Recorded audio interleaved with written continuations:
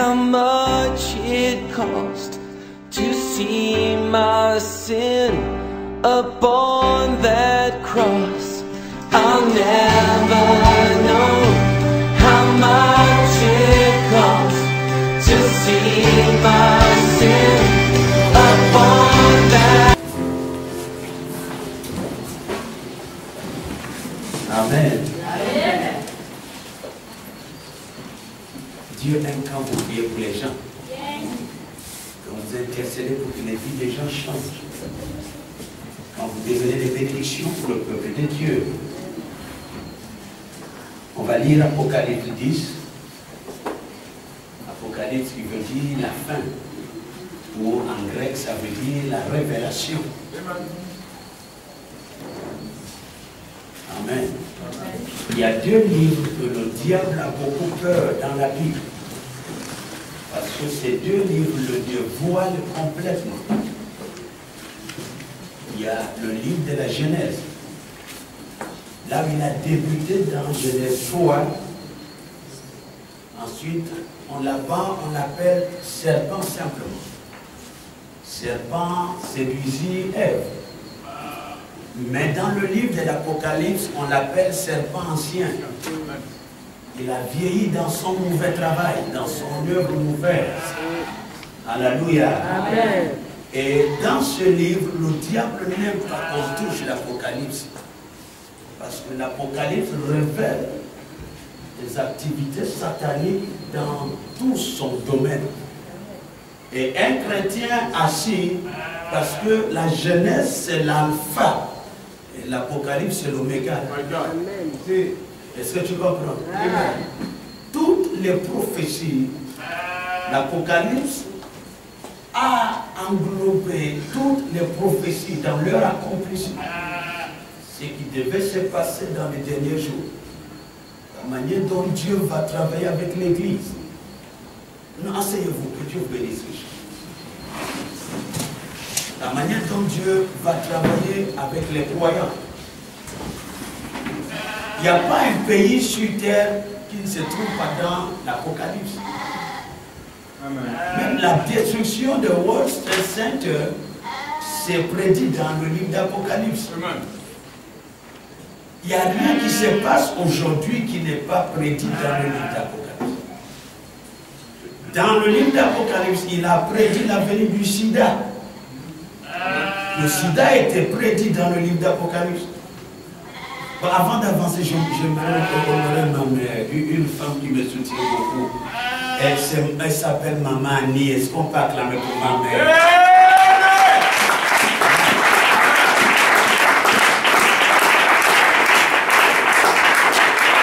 Donc cette femme est une force tranquille avec nous. Amen.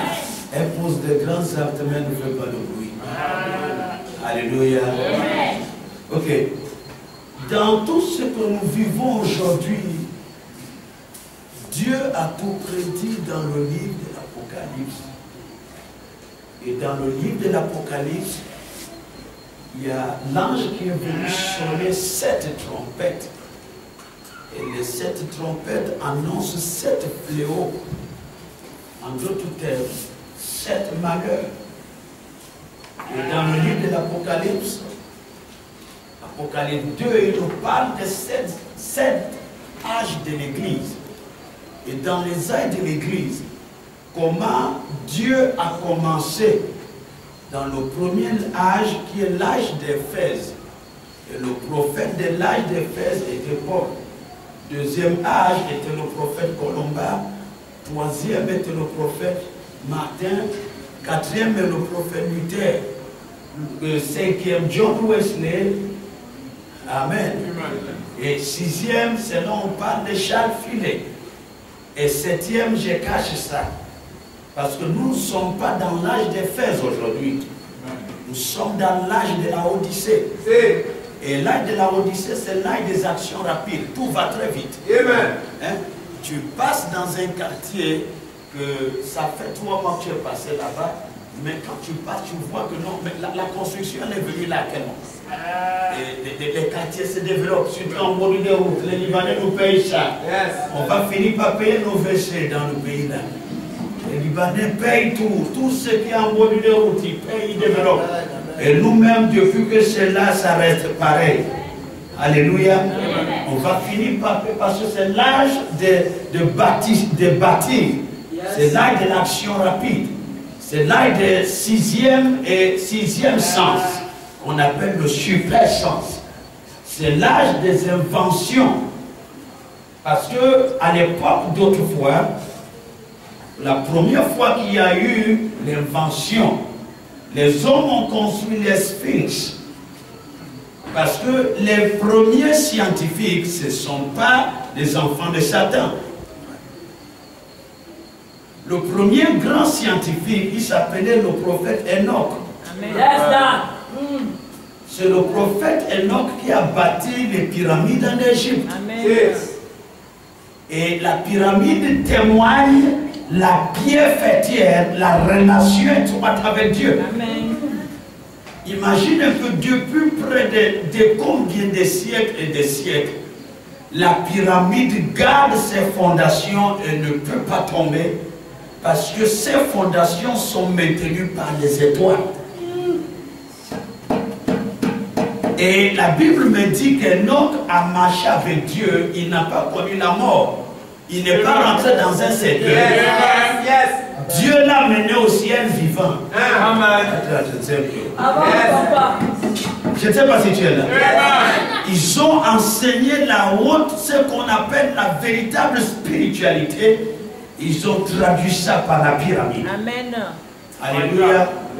Et à chaque fois qu'il y a des grandes inventions, ceux-là qui en bénéficient deviennent orgueilleux et Dieu doit détruire.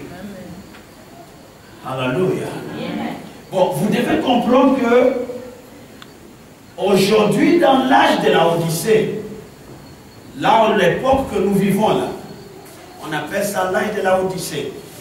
Et dans l'âge de la Odyssée, nous sommes dans le calendrier romain.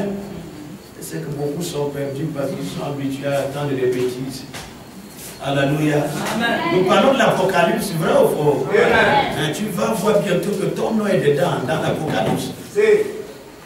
Amen. Dans l'âge de la Odyssée, l'âge dans lequel nous sommes, c'est l'âge le plus court.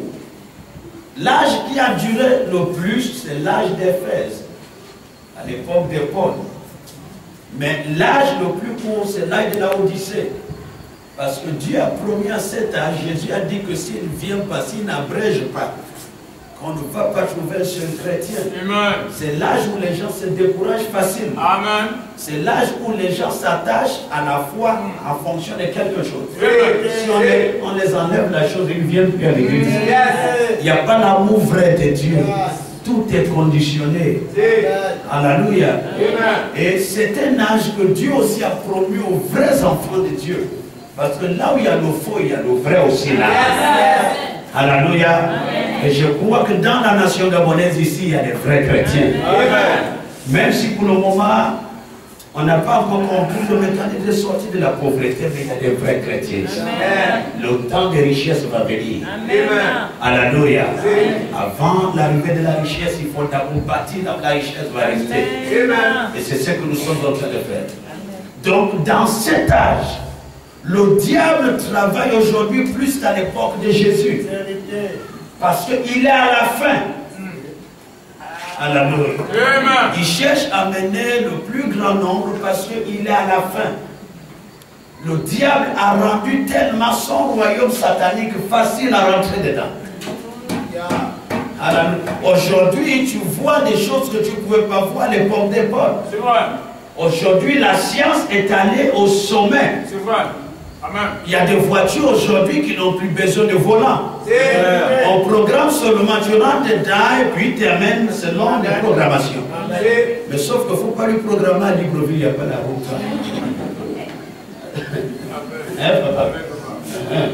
Si tu le programmes avec Ingrid, là, tu vas perdre ta voiture. Amen. Alléluia.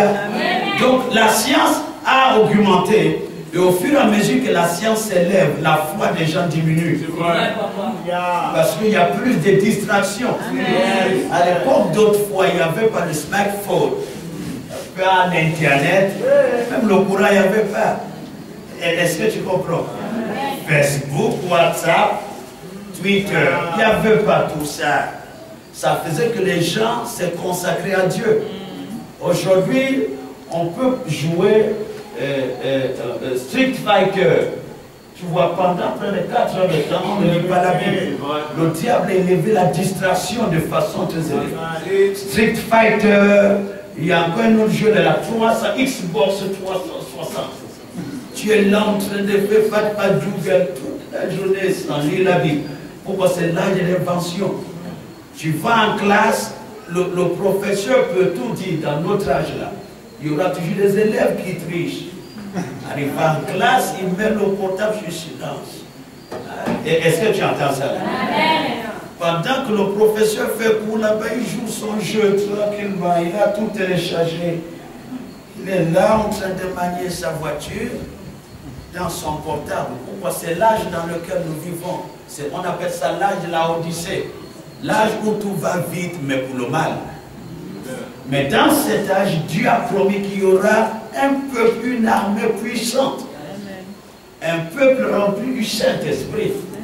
On va trouver des jeunes qui ont donné leur vie à Jésus. On va trouver dans cet âge où tout est perdu. Dieu dit, on trouvera non pas des chrétiens, mais des Jésus. Est-ce que les Jésus sont là ce soir? Dieu dit, on ne trouvera pas des chrétiens, mais les moins des... Est-ce que les moins sont là ce soir? Nous sommes la réflexion de l'âge de la Odyssée. Nous sommes le miroir de l'âge de la Odyssée. Les pécheurs doivent te regarder et savoir qu'il leur manque quelque chose. Quel qu'en soit ce qu'ils peuvent avoir dans cet âge, Dieu dit ils sont aveugles, pauvres et nus. Et Dieu dit même achetez chez moi des colliers pour oindre vos yeux pour pouvoir voir. Parce que les yeux qui nous voient que la richesse, c'est des yeux qui sont aveugles. Mais les yeux qui voient d'abord le Dieu de la richesse, c'est les yeux qui voient clair. Ok, donc c'est pour vous dire que ce que je veux maintenant lire vous concerne. Alléluia. Tu dois croire ce qui te concerne. Amen. Si on te dit qu'on va te poursuivre, ça ne te concerne pas. Si on te dit tu vas mourir avant l'âge, ça ne te concerne pas. Si on te dit que après que Dieu va briser la malédiction, là où nous sommes en plein réveil à Golgotha, il y aura une autre malédiction dans ta vie, c'est faux, ça ne te concerne pas. Chaque bonne chose te concerne. Les mauvaises choses ne te concernent pas. Marcher à pied, ça ne te concerne pas. Prends le taxi avec le temps, ça ne te concerne pas. Bon, ça n'empêche pas qu'après le culte ce soir, on va pousser la tête à beaucoup de gens pour monter dans le bus, taxi-bus. Dieu veut que tu montes jusqu'à ce que tu payes un vrai prix, ou tu l'aimes, tu lui montes. L'amour vrai, il ouvre les portes des voitures. Chacun de nous, qui ne croit pas qu'il va avoir la voiture? Papa, qui va avoir une voiture? Moi, j'aurais des voitures, pas une voiture. J'aurais des, pas une. Alléluia. Parce que ça, Jésus est mort pour ça. Dis à quelqu'un, ça c'est mes droits. C'est moi. Dieu, Jésus est mort pour ça. Si on te dit que c'est pour mendier 100 francs, il est mort pour toi, tu se forces. Pour être intelligent à l'école, tu dis oui, ça c'est mon partage. Pour être exemplaire là où je travaille, ça c'est mon partage. Pour qu'on te fétiche et ceux-là qui te fétichent meurent, ça c'est ton partage. Alléluia. Pour tout ce que quelqu'un te fait, ça retourne vers la personne. Est-ce que tu entends ça? Ok. Nous prenons Apocalypse 10, restez assis. Et dans Apocalypse 10, il y a des grandes choses que Dieu va nous révéler ce soir. Que Dieu va te révéler. Et si tu marches avec ça, tu ne vas pas revenir vendredi avec un visage abattu. C'est des rigolos qui sont tristes dans les églises. C'est des ignorants qui sont tristes dans les églises. Exact. Pour gratter la tête. Ceux qui grattent la tête dans les églises, ils sont faux. Est-ce que tu entends? Amen. Jésus, il a soif de te changer. Il a soif de te voir dans la bonne santé. Il rêve, son rêve pour lequel il est mort, c'est de te voir derrière ou meurt. Moi je dis ça comme en Côte d'Ivoire. Est-ce que tu m'entends? Jésus dit que c'est faux, la maladie dans ta vie c'est faux. Dis à quelqu'un c'est faux. Soit il a cloué ou il n'a pas cloué ça. Tu crois qu'il a cloué ça? Il a cloué ça à la croix. Voilà, tu dois prier avec intérêt. Voilà, est-ce que vous comprenez? Prier avec intérêt, c'est de savoir, j'ai pris pour ça, Jésus est mort pour ça, et j'ai pris pour la chose pour laquelle Jésus est mort pour moi. Je ne peux pas prier, après je dis à Dieu, donne-moi ce que tu veux. Non. Il me donne ce que je veux. Il dit qu'il va me donner le désir de mon cœur. Selon le désir de mon cœur. Dieu ne va jamais t'imposer des choses que tu ne vas pas aimer. Ce qu'il te donne, tu seras à l'aise. Tu dors en paix avec ce qui t'arrive. Est-ce que tu crois ça? Est-ce qu'il y a un peuple qui croit ça? Jésus n'est pas un dictateur. Il n'est pas un gourou. Il ne t'impose pas de le suivre. Hein? Mais regarde, quand il invite, il dit aux riches, va faire telle chose, ensuite tu viens me suivre. Chez lui, tu as le choix de lui dire oui ou bien de dire je t'aime. Tu es libre ce soir, plus que libre, de choisir le style de vie que tu veux vivre. Une vie remplie de moquerie. Parce que tu peux être chrétien, être un objet de moquerie. Ça dépend de ta relation avec Dieu. Il y a la relation pour la moquerie, il y a la relation pour l'excellence. Mélangé avec le respect. Où tu respectes ta foi. Parce que je respecte ma foi, je ne peux pas mettre pied en boîte de nuit. Est-ce que tu comprends? Parce qu'en boîte de nuit, je ne peux pas évangéliser quelqu'un. Hein, papa? Parce que je respecte ma foi, je ne peux pas aller, je bois le coca dans le bar pendant que l'autre boit un castel. Ça, c'est pas mon territoire. Est-ce que tu comprends? Parce que je respecte mon territoire. On m'invite dans mon motel en face des précieux. Je dis non. C'est avant que je partais dans le motel. Mais Jésus m'attend à la gloire, pas dans les motels. Il m'attend dans l'excellence. Tu décides ce soir de vivre la vie que Jésus a prévue pour toi. Je ne sais pas qui ne va pas te laisser passer. Je ne sais pas qui ne va pas t'acclamer. C'est Jésus qui a fait que Joseph, qui n'était rien, la femme de Potiphar, un très grand homme riche. Beaucoup d'entre nous aussi, la femme des ministres, est-ce qu'on est là ce soir? La femme des ministres dit que non, je te donne toute ma voiture, je te construis une maison en état. Viens seulement, j'ai envie qu'on dort seulement. On viendra dire que Dieu a pourvu. Ouais, papa. On va l'appeler Jéhovah Jireh. Lui, il n'est pas Jéhovah Jireh pour ça. Est-ce que tu comprends? Il y a la dignité quand tu as confiance à ta spiritualité. Tu ne convoites pas la voiture d'un milliardaire. Tu sais que je serai obligatoirement milliardaire. C'est le temps seulement que ça prend. Est-ce que tu comprends? Joseph a préservé sa spiritualité. Il dit à la femme de Potiphar, je ne dors pas avec toi. Est-ce que tu comprends? Beaucoup d'entre nous, on te propose ce soir la femme de tel député. Il te donne même pour 1 million, les gens vendent leur vie. Tu ne sais pas que même 1 milliard, c'est que tu as la valeur plus que tous les milliards du Gabon réunis. Acclame pour Emma, je veux.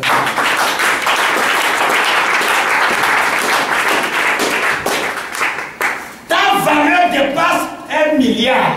Ta valeur dépasse 30 milliards. Il ne faut pas vendre ta dignité pour 10 000. Tu dépasses 10 000. Clap pour maman. Il y a un niveau de spiritualité que Dieu commence à te bénir grave. Il va d'abord te tester. Il fera qu'une femme mariée qui a de l'argent vienne te voir dire vraiment, non, vraiment quand je te vois, le courant traverse mon cœur. Amen. Vraiment, vraiment, hein, avec beaucoup de vraiment. Alléluia. Dieu ne te donne rien sans te tester. Il doit te tester avant de te bénir. Pour rendre Abraham riche, il a testé Abraham. Après, il lui a dit, je sais maintenant que tu m'aimes. Parce que je t'ai testé, je t'ai dit, donne-moi ton fils, et tu ne m'as pas refusé. Il dit, à partir d'aujourd'hui, je le jure par moi-même. Toutes les nations seront bénies en toi. D'abord le test avant la bénédiction.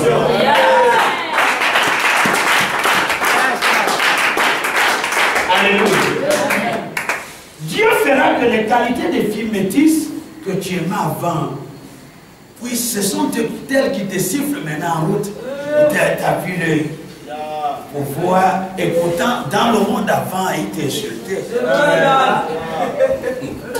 Je ne sais pas si tu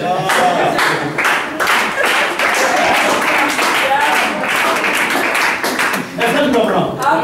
Dieu ne t'élève pas sans tester ta foi. Il ne peut pas fermer la bouche à tes ennemis sans que tu ne lui convainques. Tu dois lui convaincre que si je ferme la bouche s'il ferme la bouche à tes ennemis, tu seras plus fidèle qu'avant. Parce que la fidélité, on ne la prend pas le jour du bonheur. On est fidèle avant que le bonheur arrive. Alléluia. Dieu va faire exprès qu'une belle femme, c'est que, tu vois, c'est pour les filles, ils appellent ça comme un bel homme, métis, les cheveux bouclés jusqu'aux oreilles. Il garde la clim à fond. C'est que tu sens vraiment l'odeur, tu sens du nom là, ça n'a plus rien à voir avec Ingrid. Hein? Dès qu'il te dit bonjour, juste un renseignement. Et pourtant, c'est toi qui demandes mariage. Mais Dieu va te tester, est-ce que tu seras fidèle au foyer? Est-ce que tu es là? Il n'y a pas de relation avec Dieu sans le test. Il doit te tester. Voici tu es réellement vrai. Alléluia. Parce qu'il y a des femmes, quand ils trouvent les hommes plus beaux que leur, ils terminent avec ça tranquillement. Ils lavent le visage, ils viennent dire que non, je suis en règle depuis, ça a déclenché même tout à l'heure. Pour que l'homme ne découvre pas, vrai ou faux?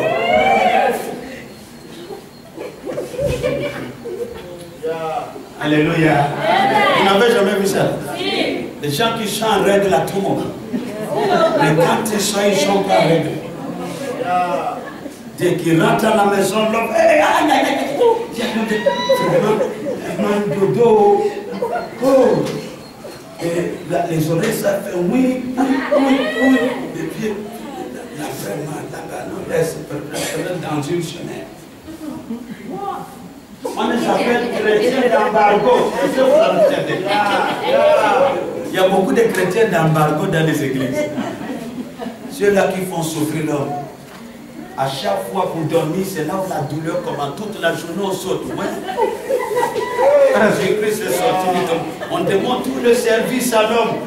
Donne ça, il donne. Donne ça, il donne. Donne ça, il donne. Quand c'est l'heure d'aller dormir, la douleur commence. Et la douleur là, ça cesse quand l'homme se lève pour aller au travail. Ça c'est pas. Est-ce que c'est les filles d'Abraham ou c'est des braqueuses ou bien comment les appelle? C'est des braqueuses. La seule différence, ils ne braquent pas avec le couteau. Ils braquent la journée en plein soleil. Alléluia. Mais les filles d'Abraham, ça doit vous quitter. Une femme peut être avec son mari et être escroc. Parce que c'est pas l'escroquerie quand donne. Dans la soirée, à la même heure, tu es toujours malade. C'est pas l'escroquerie. C'est pas la même chose, on se escroque un copain, on lui attend-moi à 15 h. Le pauvre va rester debout jusqu'à 20 h. Jusqu'à minuit. Non, si tu es dedans, Jésus revient bientôt. Dis à quelqu'un, Jésus revient bientôt. Dis à quelqu'un, il faut changer de direction. Parce que Jésus revient bientôt. Amen. Ok. Donc, Apocalypse 10, on va lire ce qui nous concerne. Dans Apocalypse 10, tu ouvres la parole de Dieu. Un chrétien doit être capable de parler de la parole de Dieu. La parole de Dieu te donne la sagesse que le monde ne peut pas te donner. Amen. Un prof de l'UOB est bête quand il n'a pas Jésus. On est intelligent que lorsqu'on accepte Jésus. Je ne sais pas si tu es là. Un grand dirigeant a besoin encore de la connaissance de Jésus pour être un meilleur dirigeant. Amen. Est-ce que tu comprends ça? Amen. Sans Jésus, on est limité. Même dans ce qu'on croit bien gérer, on est limité. Parce que lui, c'est la sommité des connaissances. C'est la connaissance la plus élevée. Et c'est dans ça que nous sommes ce soir, au nom de Jésus. Est-ce qu'il y a un peuple merveilleux qui m'écoute ce soir? Amen. Donc vous voyez, quand il s'agit du livre d'Apocalypse, l'évangile change. Là, nous rentrons dans la fin des temps, ce qui se passe dans la fin des temps. Braqueurs, braqueuses, escroquerie, beaucoup de mauvaises choses qui se passent de nos jours. Vous comprenez? Où les enfants deviennent des grands voleurs dans la maison de leurs parents. Quand l'esprit de vol l'a déjà attrapé, cache l'argent même dans le trou à rats. Il retrouve ça, il prend ce qu'il doit prendre, il te laisse le reste. C'est à l'âge que les enfants appellent leur mère la vieille. Et c'est dans l'âge de la Odyssée pour la première fois, les enfants appellent leur père le boss, le bossu. Ouais, papa. Si tes enfants t'appellent le boss, il faut vraiment voir que non, tu as perdu la direction du ciel. Non, bien que le boss là, hein, c'est un mot anglais, ça veut dire patron en d'autres termes. Mais on appelle ça aujourd'hui dans le style de vieillerie. Amen. Hein? Ou quand le parent parle un divorce, reste tranquille, à ton époque, il n'y avait pas l'internet. Hein? D'autres demandent à leur mère, est-ce qu'à ton époque, il y avait le WhatsApp? Hein? Faut pas me dire que tu as vu le jour avant moi. À ton époque, est-ce qu'il y avait les SMS? Qu'est-ce que les SMS a y voir avec la réalité de la vie? Est-ce que tu entends ça en français? Ok. Dans Apocalypse 10, regarde ce que nous lisons. J'ai vu un autre ange puissant. Ok. C'est que parmi les anges qui sont très puissants, parce que tous les anges ne sont pas puissants. Amen. Tous les anges ne sont pas dans le combat. Tu ne peux pas amener la police là où tu peux amener les bérets rouges. Amen. Papa, il y a les gens qui sont pour simple grève. Amen. Mais il y a d'autres, on te dit ça, il attend, papa, il sait que non, ça c'est tel fusil, tel fusil, il a entraîné pour ça. Est-ce que tu comprends? Ok, tout ce que vous voyez, l'armée là, et on a copié ça chez Dieu. Parce que chez Dieu, il y a plusieurs types d'anges. Il y a les anges, tu les amènes au combat, on va les taper. Comme et vous vous rappelez l'ange que Dieu envoie pour aller parler à Daniel. Mais les princes de Léon dit tu ne passes pas. Vrai ou faux? Lui n'est pas pour le combat, c'est un ange de message. Il vient annoncer le message. De la même manière, depuis l'Ancien Testament, à chaque fois que vous voyez la parole de quelqu'un qui a enfanté, c'est l'ange Gabriel, c'est sa mission. Et c'est le même ange qui est venu parler à la Vierge Marie. Lui, il est pour, soit il combat contre la stérilité. N'oubliez pas, il dit à Zacharie, je suis Gabriel, et je me tiens dans la présence de Dieu pour t'annoncer de Dieu. Et toi, tu boudes. Amen. Est-ce que tu m'entends? Lui, là où il y a la stérilité, même si on te dit que tu as des rides, et que tu as 95 ans, tu ne peux pas pousser un enfant. L'ange, là, quand il vient, il te rend fécond, il commence à enlever les rides. Il enlève ménopause. C'est lui que Dieu a ordonné de commencer à travailler à Abraham, que le corps ne répondait plus. Plus Sarah, que les seins étaient déjà vers le bas. Est-ce que vous me comprenez? Un chrétien qui ne connaît pas la mission des anges sera pauvre. Tu vas croire que Dieu combat. Est-ce que Dieu a le temps de se battre? Dieu peut se battre avec quelqu'un. Dieu là, vous l'avez déjà vu se battre avec quelqu'un? Non, il ne fait pas, il n'a pas le temps. On te dit, quand le président Ali se fâche là, il envoie seulement béret rouge. Faites ça bien là-bas. Vrai ou faux? Lui-même, est-ce qu'il a le temps de se salir là? Le Saint-Esprit vient en toi pour que tu deviennes patron des anges. C'est là où tu les envoies, ils vont là-bas. Exact. Tu as maintenant la direction et le contrôle, c'est que tu ordonnes les anges. Que je veux que vous puissiez faire telle chose là-bas. Les anges partent, ils viennent te faire le compte rendu. Je vous comprends. Eh Dieu! Est-ce que vous comprenez? Le christianisme, on rentre dans le christianisme pour être patron des anges. Les anges ne peuvent pas t'écouter si tu n'as pas le Saint-Esprit. Parce que le Saint-Esprit, c'est leur créateur.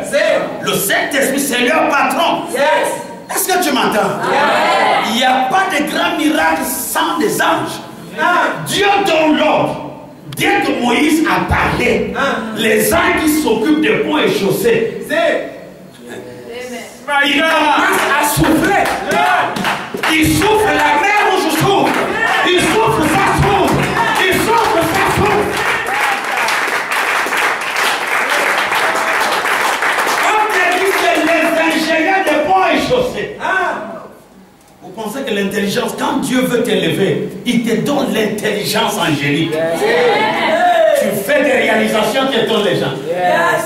Chaque grand homme biblique que tu vois, il y a un ange puissant derrière son règne. Il a une intelligence qu'on ne retrouve pas quelque part. C'est un homme spécial.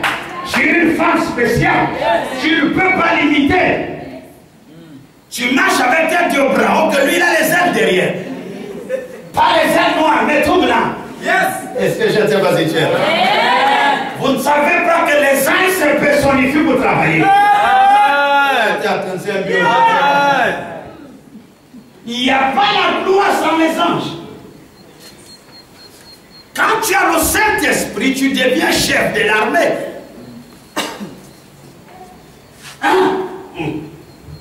Quand tu vois le silence là, tu sens que les gens ont l'habitude de manger de mauvaises choses.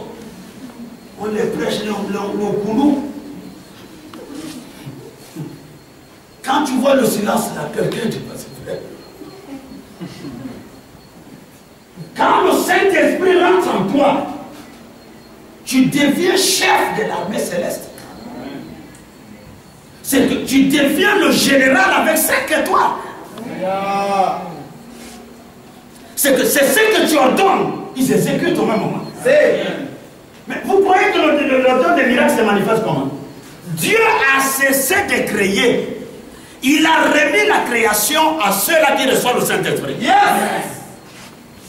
Je ne sais pas si tu m'entends. La création est dans la bouche de celui qui a le Saint-Esprit.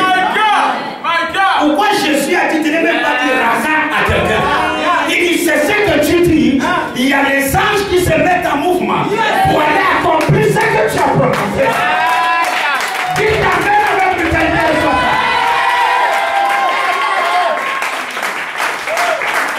Est-ce que tu vois la parole de Dieu? Il y a les anges, eux c'est la louange. La Bible dit, quand Esaïe a vu ces anges-là, d'autres ont 2 ailes. On te dit, il y a des anges, ils ont 6. Lisez Esaïe. Esaïe te dit pendant qu'il loue Dieu, dès qu'il crie Saint, Saint, Saint l'Éternel des armées, on te dit le mur, tout s'embrase, c'est que tout tremble. Leurs armées, ça fait fendre les rochers. On te dit il y a des anges, rien que le regard, quand il s'agissait de la résurrection de Jésus-Christ, l'ange descend comme ça, il ne touche pas la pierre. Rien que le regard, ça se repousse. Et, oh Dieu, il est loin de la pierre de ta fond, que tu le soucis. Il y avait une pierre que le dis à quelqu'un, je rentre dans la dimension des anges. Parce que mon Dieu va me baptiser du Saint-Esprit. Est-ce que tu vois ça? Dis à quelqu'un, je reçois son esprit. Et ça va commencer à se manifester ce soir. Acclame bien, acclame bien, acclame bien.